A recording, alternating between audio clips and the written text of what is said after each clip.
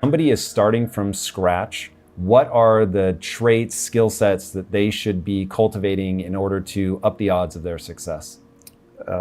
They should focus on one thing in general, rather than lots of different things that you're not sure about. Because if you're starting out, everything looks like an opportunity. So the correct answer is all of them are opportunities, but all of them won't work unless you pick one, right? And so you have to say no to all the other mistresses. So boom, you pick one.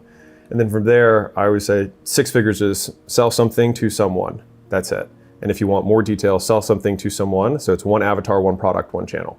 So you don't have to figure out, how do I create 20 pieces of content across? It's like, just pick one channel, one media source, whether it's Facebook, Instagram, YouTube, whatever, Twitter.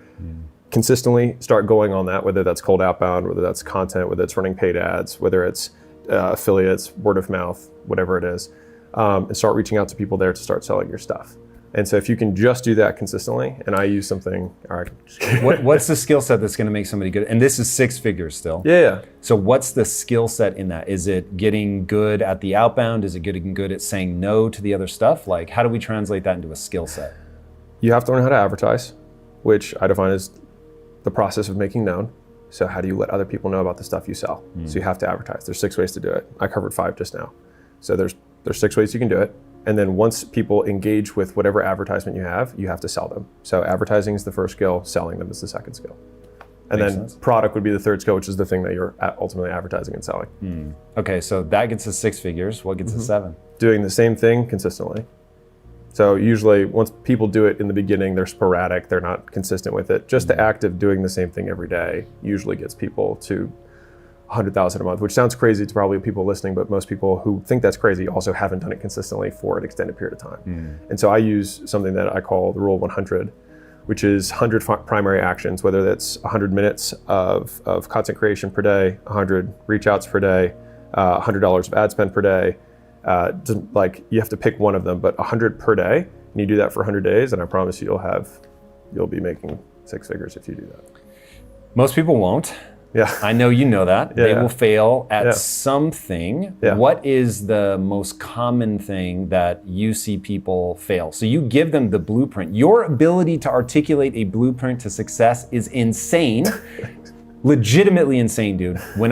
So I'm gonna make a prediction right now. 5 years from now, in this space, you will be one of the biggest people on social media, 100% guaranteed. YouTube, podcast, whatever, Thanks. because your advice is real. And I said, I was about to tell you something, and I said, I'm gonna say it on camera. And I will tell you right now, I judge everybody that comes on this show by when I'm doing the research to bring you on, which is a way bigger time investment than the interview itself. Did I actually learn something? Did I move forward? Did I enjoy myself? Dude, it was awesome. Researching you was awesome. It was good for the business. It was good for the soul, good for the mindset, everything. So this is gonna be incredible. But where do people fall down? Because most people, even knowing how articulate you are and know that people are still gonna fail is crazy.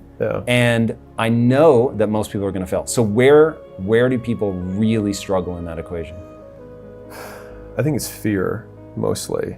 I know that's not a skill, but I think it's a character trait. And so people are afraid of not getting validated, or they're afraid of judgment that they perceive from other people that exist or don't exist in their lives.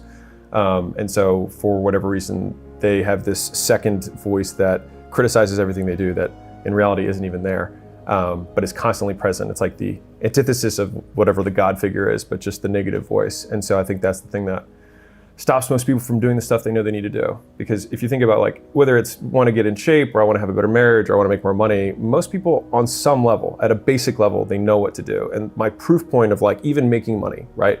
Most of us have had a bill that came up that was unexpected, a tax bill, a car breaks down, a health thing, whatever it is, and we find a way.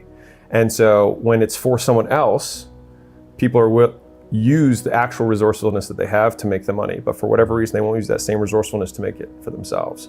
And so I think that most people know, if they want to work out, to get in shape or to lose weight, whatever, they know they need to eat fewer donuts and move more in general, but they don't, right? Because they're afraid of getting started, or they don't have the discipline to keep going, which is they can't make the short-term sacrifice for the long-term achievement. So big picture, it's like there's usually some fear that's preventing from doing it, and then how it looks from a behavioral standpoint is they do not make the short-term sacrifice of discomfort for the long-term achievement, Facts. independent of whatever path they're talking about.